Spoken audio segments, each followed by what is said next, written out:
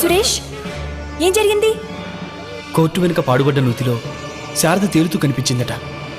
ఎవరో చెప్పగానే వెంటనే దూకి బయటికి తీశాం. అప్పటికే తన ప్రాణం పోయింది.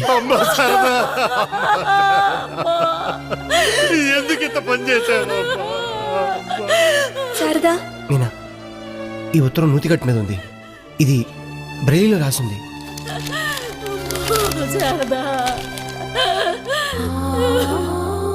ప్రియమైన మీనా, ఆ రాజు నన్ను పాడు చేసిన విషయం అందరికీ తెలిసిందే. కానీ మనలాగే గుడ్డిదైన కోర్టు కూడా అబద్ధాలు విని నమ్మేసింది. అయినా భరించాను. కానీ నాకు అన్నీ అయిన నాన్నగారే అబద్ధం చెప్పారు.